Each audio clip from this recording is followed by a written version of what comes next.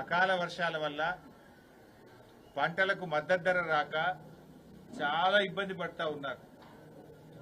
మా బాధ ఏంటంటే, మా భయం ఏంటంటే రేవంత్ రెడ్డి గారు, ఎందుకంటే పాలకుడు, జనరల్గా పాలకుడు పాపం చేస్తే రాజ్యానికి అరిష్టము అంటారు.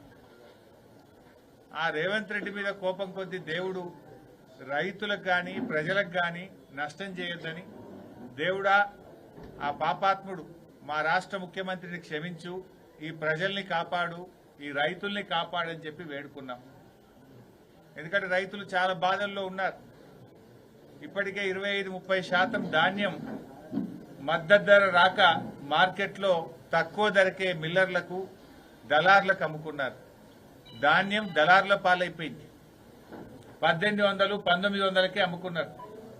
గతంలో మా గంగుల కమలాకర్ అన్న సివిల్ సప్లైస్ మినిస్టర్ ఉన్నప్పుడు కేసీఆర్ గారి నాయకత్వంలో చివరి గింజ దాకా కూడా వడ్లు కొన్న ప్రభుత్వం బీఆర్ఎస్ ప్రభుత్వం, కేసీఆర్ గారి ప్రభుత్వం.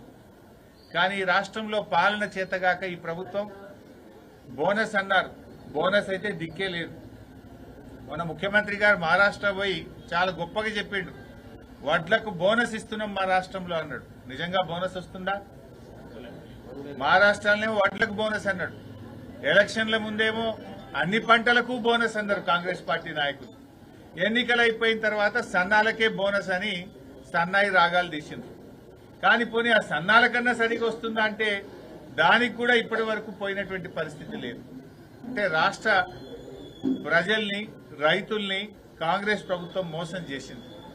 అందువల్ల రాజరాజేశ్వర స్వామి మేము వేడుకున్నాం, దేవుడా ఈ ప్రజల్ని కాపాడు, ఈ రైతుల్ని కాపాడు, రైతులకు మద్దతు ధర వచ్చేటట్టు చూడు, ఈ ముఖ్యమంత్రికి జ్ఞానోదయం చేయి, ఈ రాష్ట్ర ప్రజల్ని అందరినీ చల్లగా చూడమని చెప్పి రాజరాజేశ్వర స్వామిని ఇవాళ వేడుకోవడం జరిగింది. ఎందుకంటే ఇప్పటికే రైతులు చాలా నష్టపోతున్నారు. రేపు యాసంగి పంటలు కూడా మళ్ళా వడగళ్ల వానలు లేకుండా, అకాల వర్షాలు లేకుండా రైతులకు మేలు జరగాలని చెప్పి ఆ రైతుల్ని కాపాడమని మేము దేవుణ్ణి ప్రార్థించాం. వానకాలం రైతు బంధు అయితే ఎగ్గొట్టిండు.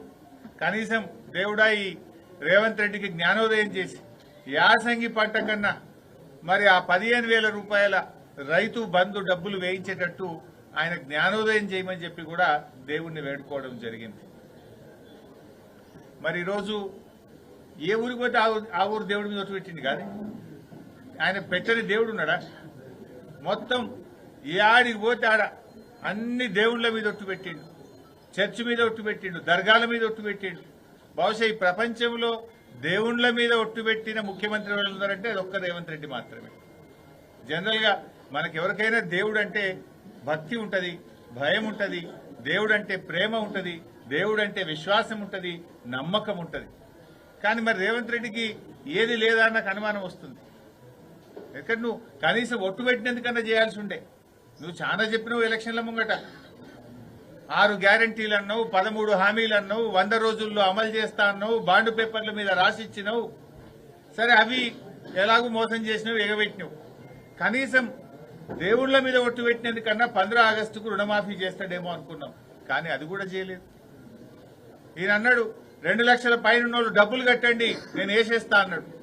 చాలా మంది ఈయన మాటలు నమ్మి అప్పులు తెచ్చి